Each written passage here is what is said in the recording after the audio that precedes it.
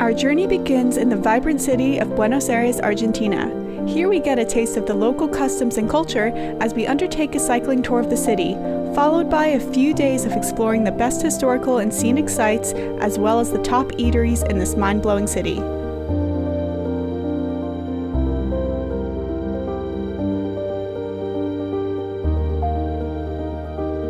We leave behind the history, food, and tango of the Argentine capital as we board our cruise to Antarctica.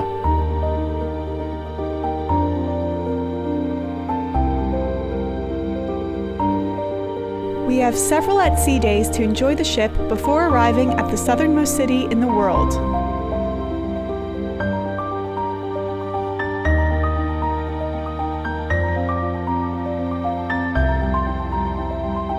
From Ushuaia, we uncover the majesty of Tierra del Fuego National Park before sailing past the southernmost tip of South America, Cape Horn, to cross the treacherous seas of the Drake Passage on our journey to Antarctica. Join us on the first part of this two-part Antarctica cruising series, beginning with Buenos Aires to Antarctica.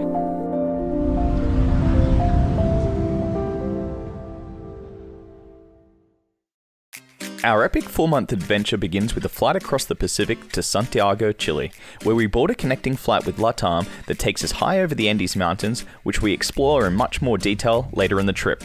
We arrive at the capital of Argentina, Buenos Aires.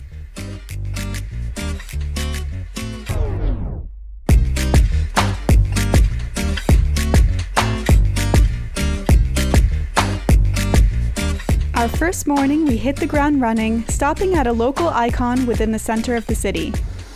Where are we, Chicky? We are at the Castle de Fortini, Grand. Famous one.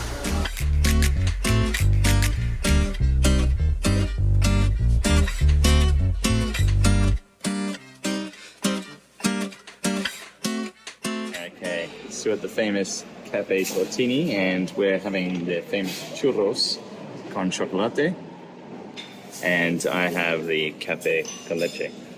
How is it? The hot chocolate is incredible. I'm about to try the toasty now.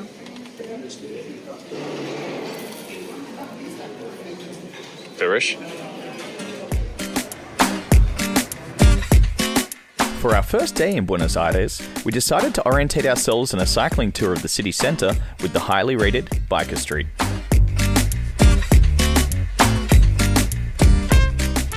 Okay, so here at Plaza de Mayo, or Plaza de Mayo in the Argentine Spanish, the name actually comes from the date of the revolution, which is the 25th of May, 1810. Argentina and Buenos Aires here was actually founded in 1580 when the Spanish first arrived and settled in this area. Down here where the Casa Rosa is, down on the foundations, was an original fort settled by the Spanish. Behind us here, you can actually see the original church that was created around the same time. So that was in the late 1500s, early 1600s there. And then, of course, we have the Cathedral Metropolitan. This is where Pope Francis was the bishop.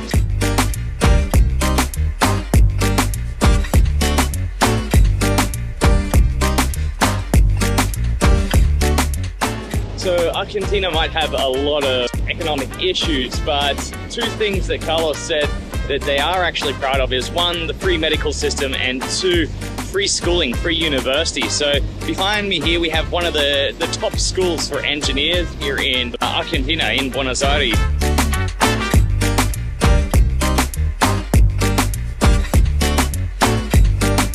So we're here in San Telmo in Plaza de Rego, and this area right here was once a very, very poor area. As little as 20 years ago, this is one of the poorest parts of central Buenos Aires. Carlos was just saying 20 years ago when he moved here into the city, this was the cheapest area he could find, and now it's one of the more expensive areas in the city, and that's mainly due to gentrification. There's a hotel over here in the corner that was bought up by Hilton around that time, and things just started to inflate since then. So the area around here now is one of the main areas for culture in the evenings. You can come here and see tango dances. There's some beautiful restaurants as well, and also the famous markets on a Sunday, which we are not unfortunately, on a Sunday, but it's a very, very beautiful area, and the reason why it has all these beautiful heritage buildings and cobbled streets is because it was such a poor area for so long that it was actually neglected and no buildings were built in this area. So there's kind of like pros and cons to that, I suppose. It's bringing a lot of business and tourism to the area, but at the same time, a lot of the local people can no longer afford to live here. So it's kind of like that two sides of the coin thing.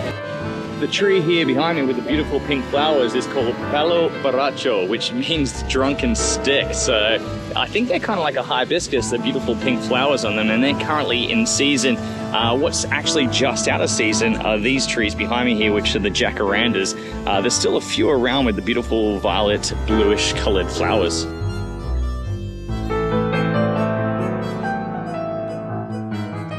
An interesting fact, this bar here on the corner, which is Bar Britannico, it's named that because of a British invasion that took place here in 1806. Now, this was just 4 years before Argentina decided to fight for independence, start their revolution.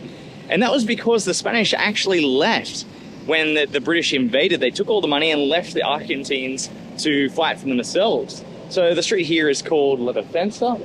And that's because this was the garrison, or the main street that they defended against the British. And for almost a month, Argentina was part of Britain, so it was part of the British Commonwealth. This was actually also the site of the very first Spanish settlement as well. So that goes back to 1536, before the town of Buenos Aires itself was founded as a port city. So this man here, Mendoza, was the guy that started the first settlement, but unfortunately it failed for him. So that wasn't the main establishment of Buenos Aires.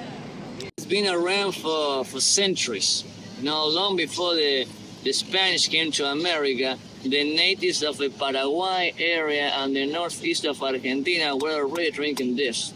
I'm talking about the Guaraníes, the Paraguayan natives. Those guys used to live in the south of Brazil and northeast of Argentina too. Yeah. And they used to drink this almost in the same way as we do it today. You know, the mate hasn't changed, that much, along the way. For the Guarani people, this was a lot more than just a tea, but a social thing. Yeah. They used to get together, to talk, to share, drinking this, passing it around. And it's the same, for us in present times, we love to drink it, but it's a very, special, social meaning. We drink it with friends, with family. This is the name of the plant, yerba mate. They have the same benefits as the green tea, antioxidants, some vitamin C, caffeine. To be honest, we drink it just because we can't help it. Yes. If you ask me, this is good for the soul. It's a comfort thing. Just grabbing the cup in your hand, when you get home, it really makes you feel better.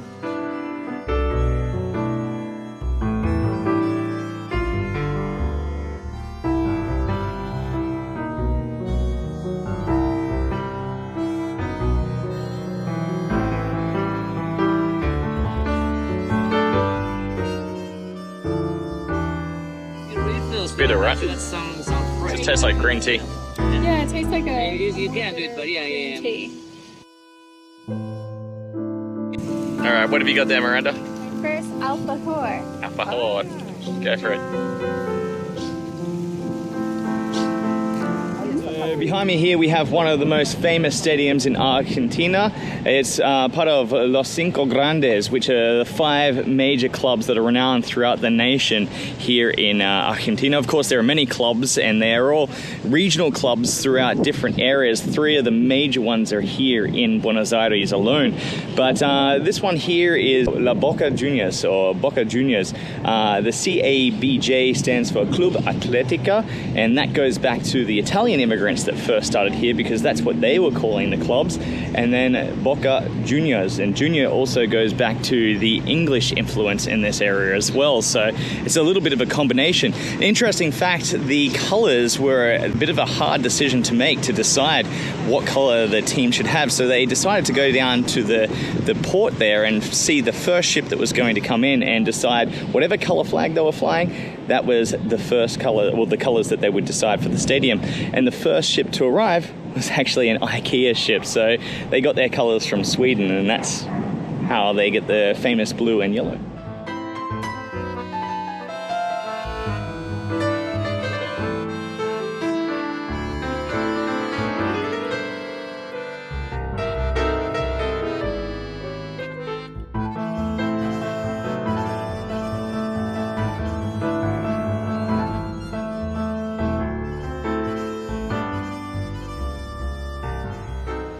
So we're here in the famous area of La Boca. La Boca actually means the mouth, and that's the river mouth here of the Rio Plata.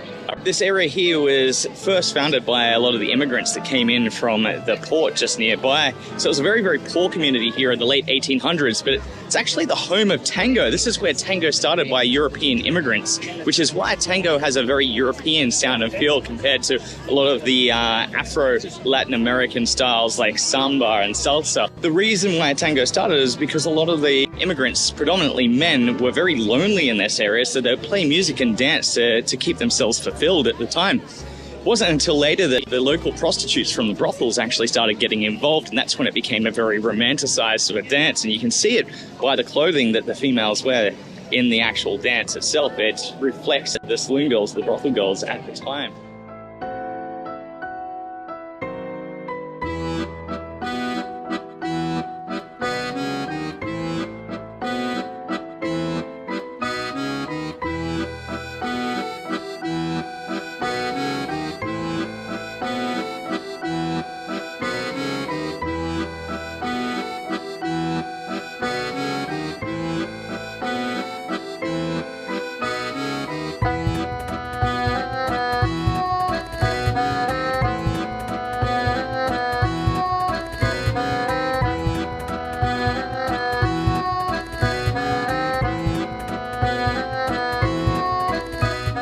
The old sailors used to paint the buildings with whatever paint they would find left at the port. There was a revival here in the 1950s by an artist named Benito Aquila Martin, who actually wanted to restore all these heritage buildings, and he repainted them and revitalized the area, which was then basically capitalized on as a tourist center. But originally it was just the poor area for the people and immigrants working and living around the port.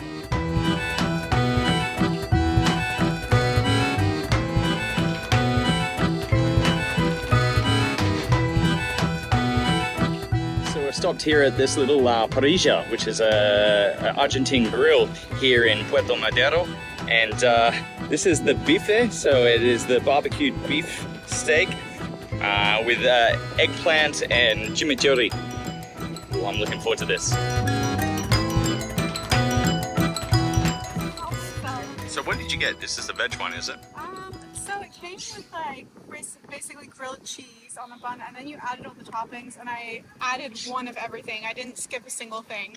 So it's going to be interesting. I have no idea what it's going to taste like, but all of it just looks so fresh and delicious. Yeah. So I'm going to go for it. And with the jugo de naranja and una cerveza, so orange juice and a beer.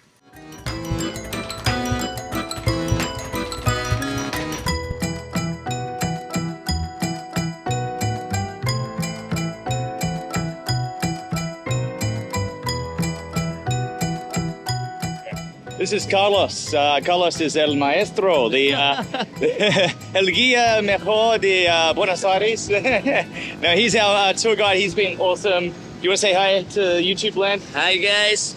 And he's from Biker Street, right? Yeah, I'm local, 100% local. So if you want to explore Buenos Aires, you know, with a local guy, that's me, guys. He's the man. Cool. Gracias, Carlos.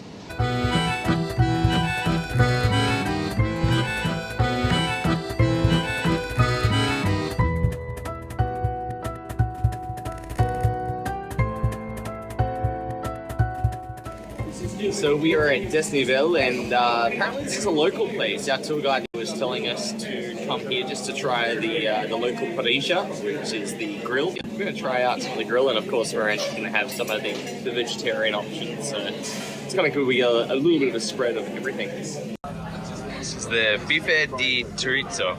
Explain what you've got there, Miranda. What have you got? I'm pretty sure it's like an eggplant parmesan with some fries, and it is huge. It looks delicious. It's probably got beef under there. No, it's eggplant. It's Argentina. Everything's beef. I'll be able to tell. All right. Disfruta. This is absolutely amazing. Just invented.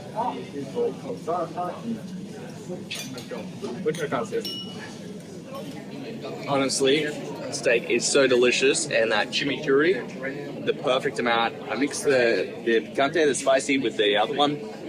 It's absolutely amazing. How's yours, Miranda? So good. You can tell it's like homemade and delicious. Cheesy and greasy.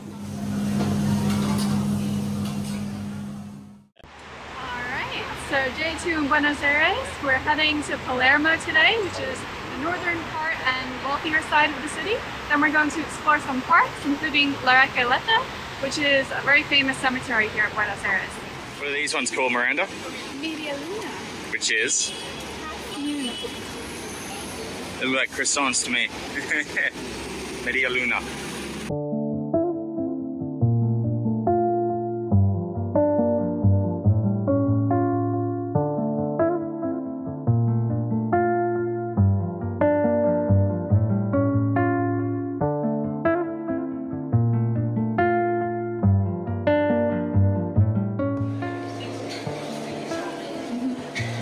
Where are we, Miranda? It's called Safa, and it's one of the very few vegetarian places here in Buenos Aires. We needed our vegetable fix after all the fritas.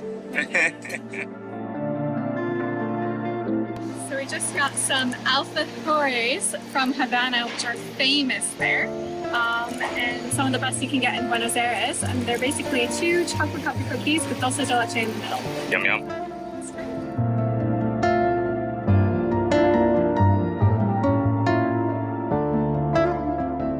So a hot tip when traveling here to Argentina, because of the instability of the Argentine peso, people on the streets, or cambios as they're called, which are exchange places, will actually buy US dollars off you for almost double the trade rate. And that's basically because people don't have any faith in their peso at the moment, because it keeps changing all the time, and they've had massive recessions in the last year. So what they'll do is they'll actually hold on to the US dollars, usually store them under a mattress somewhere, and that's a way of ensuring that they've got some peace of mind with their money. So yeah, bring US dollars with you.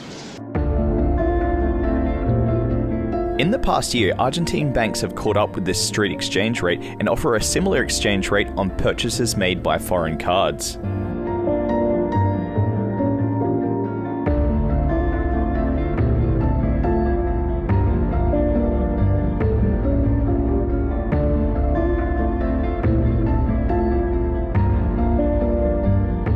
So the other day we were in the southern side of town, which is the poorer area of town, but now we're heading up north, and you can already see it's the wealthier side of town. Really beautiful parks, and even the streets are a lot cleaner. So we're heading right now up to La Recoleta, which is the cemetery, very, very famous cemetery, with some beautiful mausoleums. So going there very, very shortly.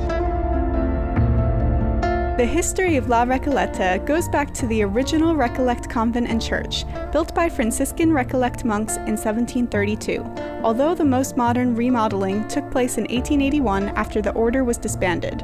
I was really confused when you said you wanted to take this to your famous cemetery. You didn't know what it was about? I thought it was just all just a normal cemetery. No, these are all mausoleums. They're massive.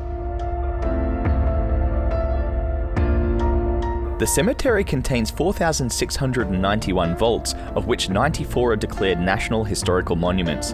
The 5.5 hectare site includes the graves and mausoleums of notable people such as Eva Perón, presidents of Argentina, and Nobel Prize winners.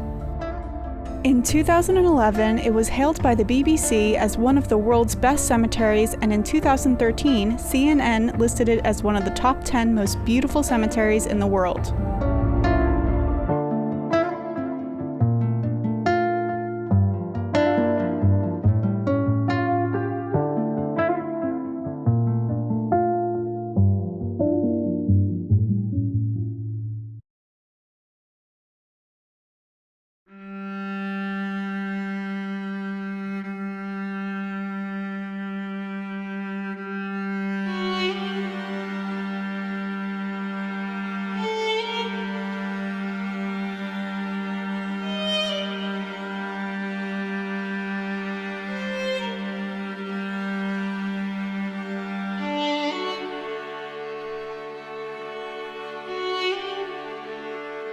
Okay, Cheeky, how was La Recoleta? It was impressive. Yeah? Very impressive. And we just saw the grave of who? Eva Perón. Also known as? Evita. Little Eva. There she is. Don't cry for me, Argentina. From La Recoleta, we walk through the affluent suburb of Palermo, famous for its historical buildings, monuments, parks, and gardens.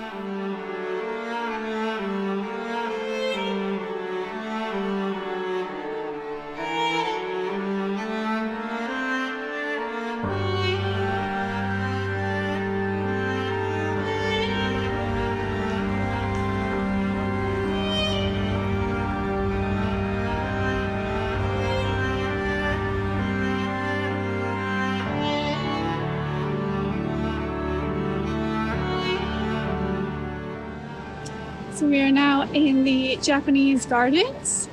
These gardens were made in 1967 for the visit of a Japanese prince and his wife. Cool. And they're located in the northern part of town, which is known as Palermo. It's one of the more higher-end, fancier ends of town. There's a couple of really nice gardens up here that we're going to explore after the Japanese gardens.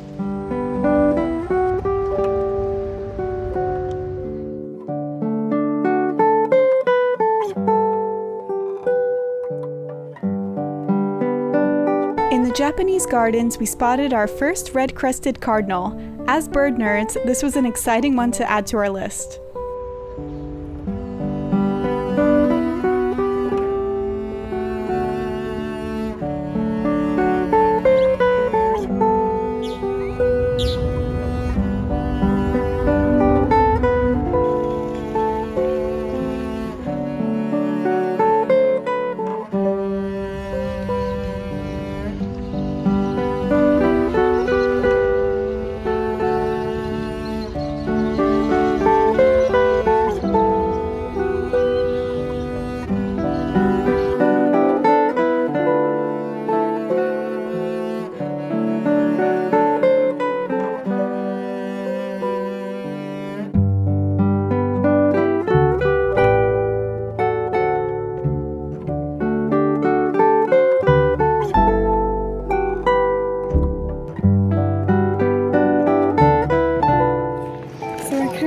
Walking in the Rosedale Gardens, and we'll be going to the Eco Park next, and then off to eat some dinner. Unfortunately, the Eco Park closed at 6 p.m. and it's 6:15, so we're going to walk parallel to it now, make our way down to the Plaza Italia, and then on to dinner, as Miranda suggested.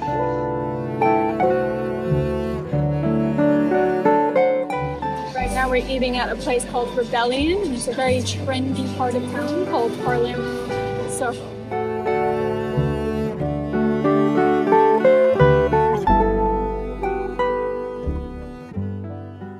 So we've returned to El Mercado San Telmo, and we've decided to explore the Plaza Dorrego right now, just having a bit of a look around. It looks very different today compared to the other day when we came here. It was absolutely quiet. So we'll have a look around the plaza here, and then we'll go into the market. A little stage here for people to go up and do the tango. Want to volunteer?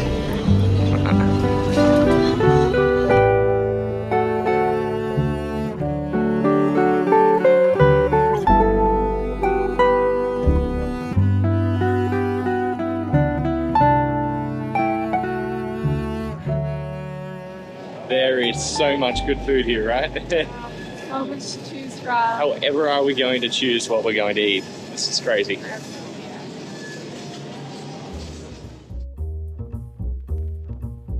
It didn't take long before one place in particular caught our eye. Known as Bar Pinchos, this flame-grilled locally sourced fresh food was every bit as tasty as it looks.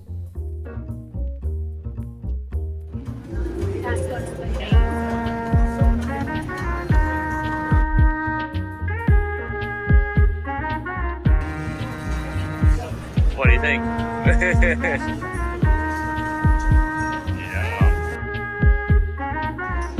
Good thing that we got there early, right? Yeah. It's absolutely packed now. All right, now Miranda needs to decide on dessert. I need my sweet bits. What'd you get, Chicky? We got the dulce de leche eclair, and this one's called the Mont Blanc. Which has? Dulce de leche again. It's all about that dulce. While eating our dulces, we watched on as local tango performers wowed us with their amazing technique.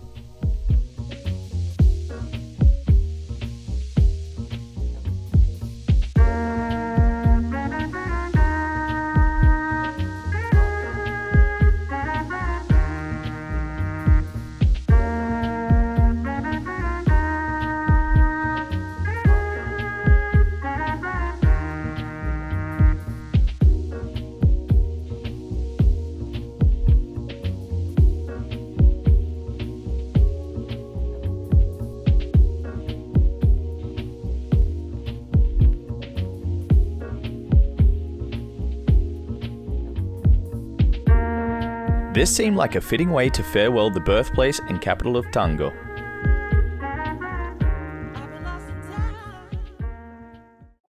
Chicky, excited? So excited. What are we doing? We're going on an Antarctica cruise. What are we gonna see? Penguins. And? Whales. And? And, well, it's also stopping off at Ushuaia, Puerto Madryn, Montevideo in Uruguay, and the Falklands. Cool. Nice one. You look very excited. I'm so excited.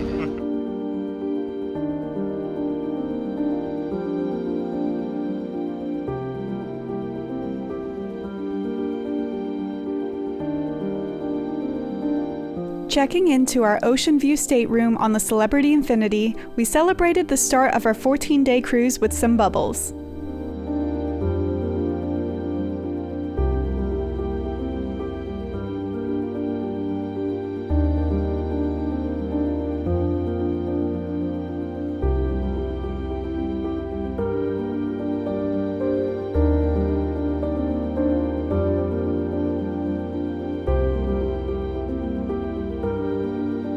The perfect sunset encapsulated our final goodbye to the city of good airs or fair winds, Buenos Aires.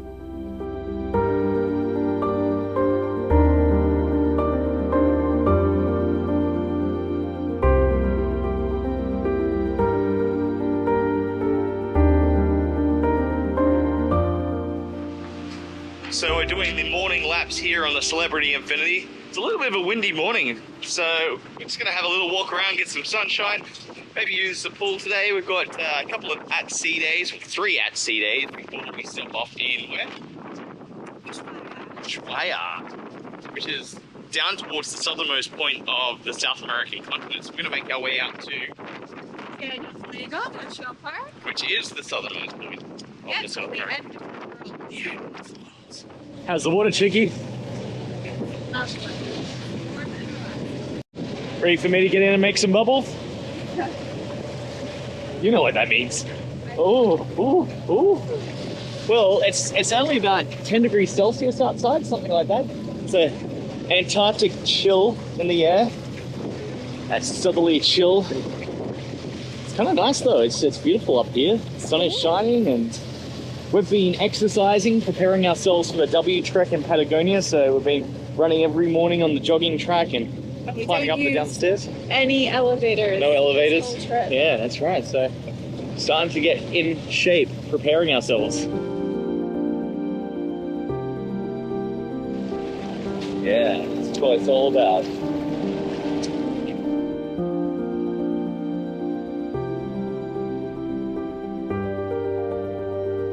Taking advantage of the ship's airwake created by the waves the ship generates, black-browed albatross can be seen soaring alongside the ship throughout the voyage. This is a win-win situation for the birds to conserve energy and for the cruise ship passengers to take in some majestic birdwatching.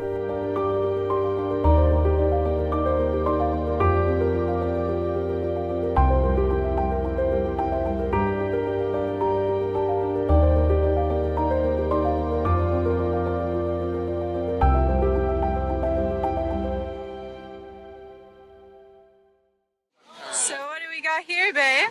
We've got a bit of a Caribbean feast here. A little bit of black beans, some slow braised oxtail, jerk chickens, and some fish. And some Yeah, nice. Yeah. And I've got a pineapple rice salad and nachos. Look at our view.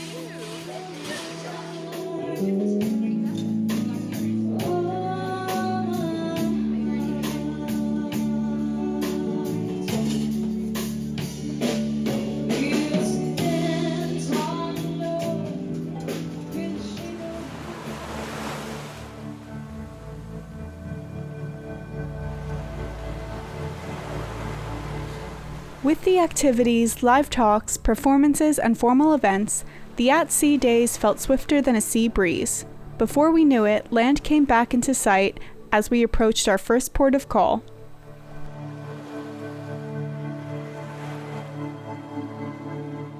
After a very bumpy night, we're now in the Beagle channel, protected by the winds here. The Beagle Channel was named after Charles Darwin's ship, the HMS Beagle, about to arrive in the port city of Ushuaia that has the claim of the southernmost city in the world. Entering the Beagle Channel, we were confronted by seal colonies, little islets with charming lighthouses, and flocks of seabirds.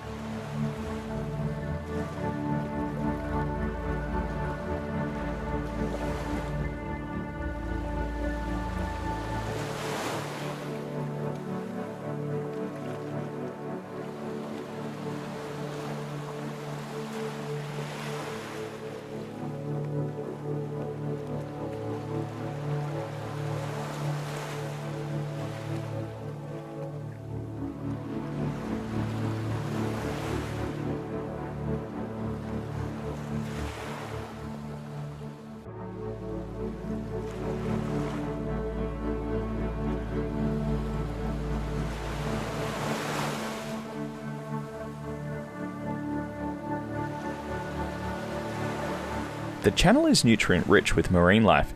The surrounding mountains create the perfect protection from the harsh winds outside.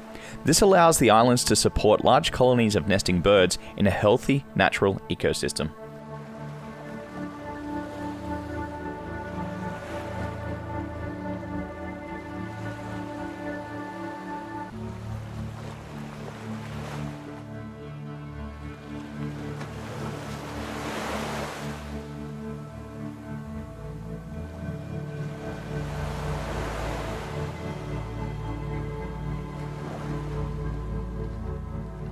Curious pinnipeds take a brief pause from their fishing and playing to watch us pass by. And on one of the local islands, we spot a colony of Magellanic penguins with a suspiciously large king penguin trying to blend in with the crowd.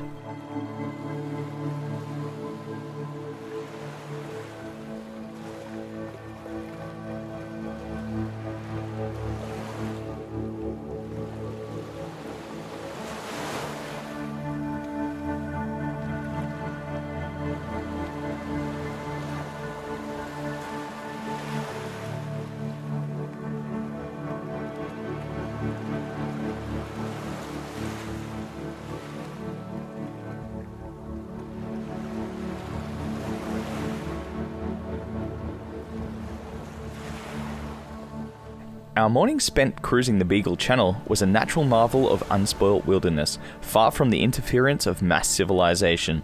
This part of the journey was a highlight in itself.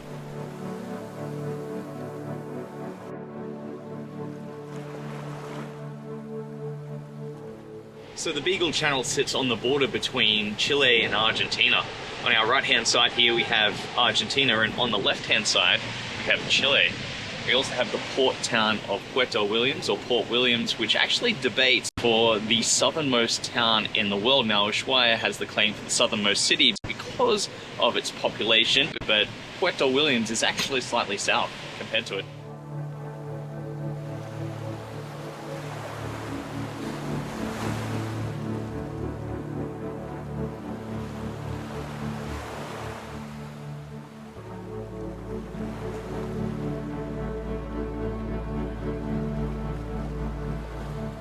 So we're in the city of Ushuaia, which claims to be the southernmost city in the world. As I mentioned earlier, that's a hotly contested topic, with the small port town of Puerto Williams on the Chilean side of the Beagle Channel claiming that it has the southernmost town or city in the world. But the definition of city really depends on the population itself, and Ushuaia has the larger population, so it has a very good standing as being the southernmost city in the world according to them. So even though it has the claim for the southernmost city in the world, it's only as far south as, say, Belfast is north. And the climate here is usually sub-temperate, so it's usually around in the summertime 10 to 15 degrees Celsius. Today it's reaching up to about 10 degrees Celsius, which is about 45 degrees Fahrenheit. But you can see how we're dressed at the moment. That's because of the wind and the wind chill in the area, and that's Antarctic winds. Now, those winds could be much stronger and much worse as they were on our ship last night, if it wasn't for the fact that we have the protection here inside of the Beagle Channel. So our Beagle Channel here is here on our right-hand side. It's a 240-kilometer long channel, and it was named after the HMS Beagle, which was the ship that Charles Darwin was aboard. during 1833 and 1834 when they were exploring through this area here.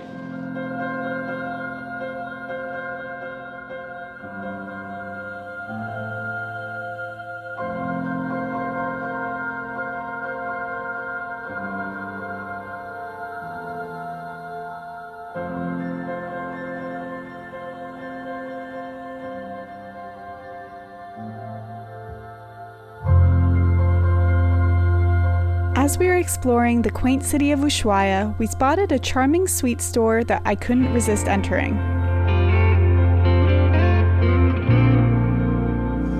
All right, Miranda, what have you got here? So I've got some chocolates. They were like $1 each, by the way. Really good value. So this one's peanut butter and chocolate, this one's cookies and cream, and this one's chocolate and dulce de leche. Actually less than $1 each, so 200 pesos. Yeah, and with the so trade, it's good. about 60, 70 cents US. So I've got myself the Francis Drake Tropical Stout Cerveza. And this is in honor of Francis Drake, whose journey we've been following since we left Buenos Aires down here to the end of the world. So I'm going to have a drink for him. So we're here in the Tierra del Fuego National Park. Tierra del Fuego is actually the name given not only to the national park, but the southernmost region of Argentina. It was given by Ferdinand Magellan back in 1520 when he saw the fires lit in the areas around here by the local Yagan or Yaman people. And those fires he saw, he called this the land of fire, which is what Tierra del Fuego actually means. He also saw the Andes Mountains in the area here, and he gave the name the area Patagonia, which was used to describe the giant people that he supposedly saw in these lands during that voyage. He also as well made his way around to the Pacific Ocean, and due to the rough winds and weather that he experienced at the seas around here, he actually called it the Pacific because it was pacified or very calm in comparison to what he had gone through. Now, this is actually the southernmost region of the Andes mountain chain, which used to connect all the way to Antarctica. And that was back during a time when the continents were interconnected, called Gondwanaland, a big giant supercontinent that connected all of the continents of the southern hemisphere. So this national park here actually protects the southernmost forest in the world, and this type of forest goes back to that supercontinent, Gondwanaland. Each forest that we have around here also exists in southern parts of Australia and New Zealand as well as the type of forest in the area that we live in the southern part of New Zealand. So this actually feels very, very similar to home. So speaking of the Yagan or Yaman people, they were the only indigenous people in this area here up until the British missionaries first came and settled the area in the 1870s. Pretty much brought along with them Christianity and unfortunately gradually led to the depletion of their native culture. And unfortunately, those people mostly disappeared during the late 1800s when different sorts of epidemics came through the area. When they first started to settle this area here, the Argentine people, in the late 1800s, early 1900s, when the oncoming gold rush was coming through the area, the timber industry and also sheep farming as well. So Argentina really wanted to stake a claim to this region here, which was also being inhabited by the British at the time. And in 1902, they did that by settling a penal colony in Ushuaia. And that's how Ushuaia first started up. The name Ushuaia came from a Yagan or Yaman word, which the British missionaries gave to the area, and it means deep bay. So that's where the name Ushuaia comes from.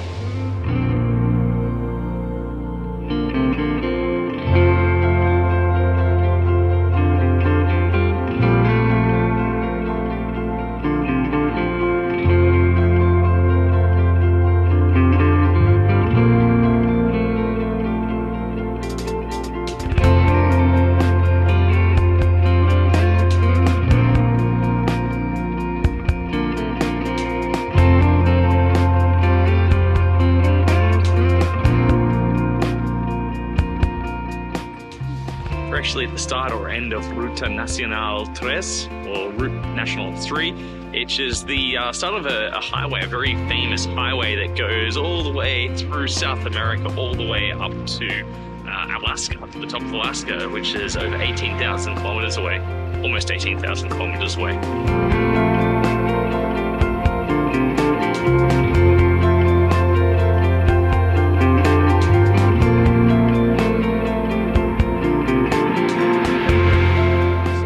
guide was just telling us that due to the similarities in the landscape in the 1940s, they actually introduced beavers into this area, which turned out to be a pretty disastrous idea when they started logging down all these slow-growing forests and flooding the regions.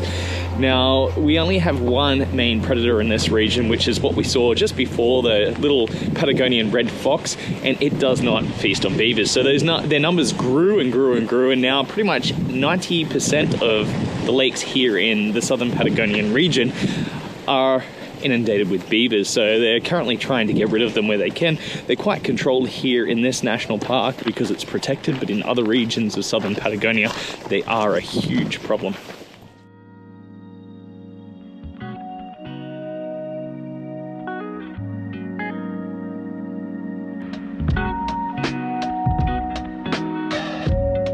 So that big, giant, eagle-looking bird that we just saw a moment ago was called Garancho caracara.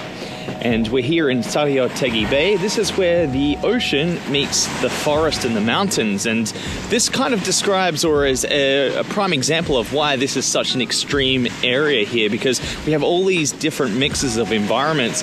Being down here so low as well, we have the winds that blow in from the west that basically travel all the way around the globe without meeting any land, and they blast through this area here, obviously bringing with them a lot of precipitation that lands on the Andean mountains here in southern Patagonia, so it makes it one of the harshest areas in the world. Now, one of the mind-blowing things that we were learning before is the Yamana people, they actually survived in this environment, this harsh environment, without any clothing at all. Now, one of the reasons why they didn't have any clothing was because when they were out in their canoes, it was very likely that they were going to get wet, whether by the actual water splashing up into the canoes or the rain that precipitates in this area all the time. And having wet clothing or wet pelts would have kept you absolutely saturated. When the missionaries came here, they actually forced the people to start wearing clothing, and when they started wearing clothing, it made it really hard for them to hunt in their canoes for the seals that they depended on. The seal blubber was also another thing that actually kept them really, really warm though as well, so a high-fat diet was a way of keeping them really, really warm. Now, when the sealers started coming through in the late 1800s as well, this actually also led to the demise of their hunting, because the sealers didn't discriminate against the seals, whether it be gender or age or size of the seals, whereas the Yamana people, they used to only pick the fully grown adult males so that the populations could keep replenishing. So this pretty much put an end to one of the important parts of their culture.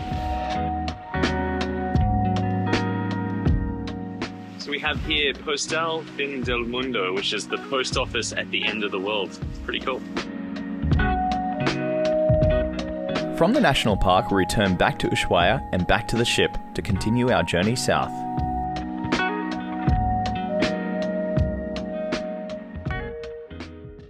Alright, we're up early and we're about to go outside and check out Cape Horn, which is just down here. It's the southernmost cape of South America, so we're about to go to the furthest point south of the continent of South America. It is outside our window, however, it's pretty dark out there at the moment, so you might not see a whole lot.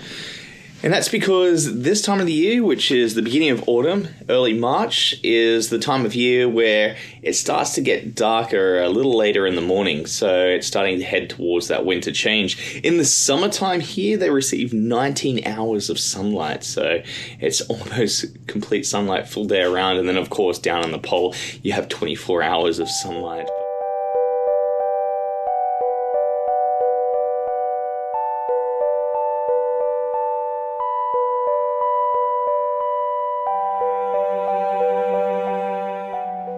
Here we are at the end of the world, Cabo Diono, known as Cape Horn. At the very end, southernmost tip of South America, Tierra del Fuego. So this is the meeting point of the Atlantic Ocean, the Southern Ocean, and the Pacific Ocean on the other side. Three oceans coming together. It is one of the most treacherous stretches of water in the world. We had sailors coming down here within 100 years, losing over 100 ships here. It was absolutely treacherous. There is a monument up on the cape there with an albatross, and that is actually a memorial to all the sailors that lost their lives during this really, really rough stretch of water. You can hear that wind howling right now. It's absolutely insane.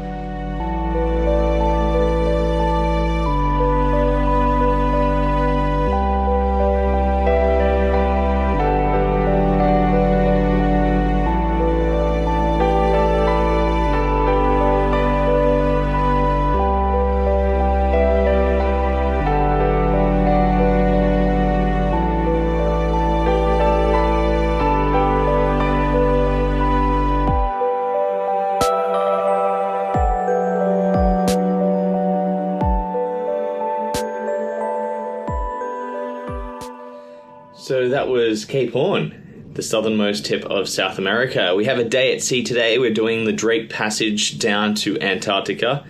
We'll first reach tomorrow the Charlotte Channel, then we'll go down to Paradise Bay, and then the Galaki Strait. Due to the lack of landmass stopping prevailing weather systems circling at this latitude, the Drake Passage is known as the most powerful convergence of seas in the world. It garners the reputation known as Drake the Shake, and on very rare occurrences, the tranquil Drake the Lake. Gratefully, our experience was closer to the latter, with choppy seas that our ship carved through like a hot knife in butter. Nothing more than a bumpy night. The following morning, we awoke to a surprise.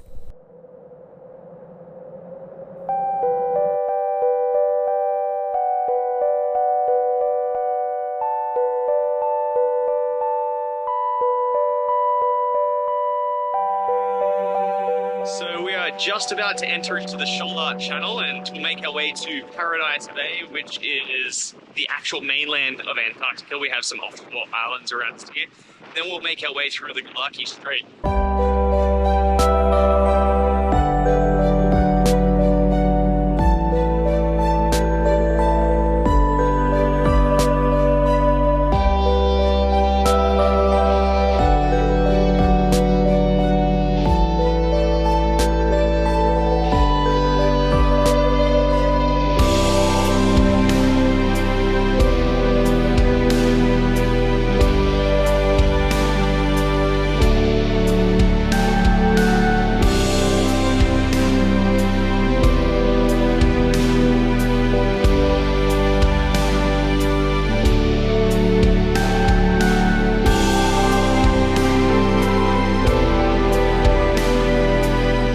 With a reputation for unpredictable weather and rarely good visibility, our arrival in Antarctica was nothing short of miraculous. Clear skies, blue ice, and glistening snow on the frozen continent. Even the migrating humpbacks came to welcome us. The best is yet to come as we spend 2 whole days in Antarctica, including Paradise Bay, the Galaki Strait, and Elephant Island, where Shackleton and his men were once stranded. We get up close to penguins in the Falkland Islands and Puerto Madryn, concluding with a stop in Montevideo, the capital of Uruguay.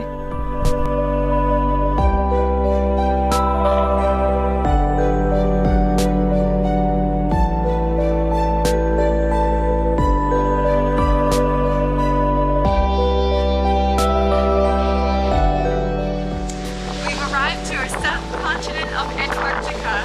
That means we've traveled all 7 continents in the world together. It's a big milestone for us, being travelers. Of course, this is a pretty amazing place to be. Join us in Antarctica Cruising Part 2, Antarctica to Buenos Aires. Thank you for watching this video. If you enjoyed our content, please like and subscribe. And we'd love if you could leave us a comment, letting us know what you've enjoyed or what you'd like to see more of. And help us grow our channel. Become part of the Global Travel Stories family by sharing with friends, family, or anyone you think would enjoy our content. Thanks, guys.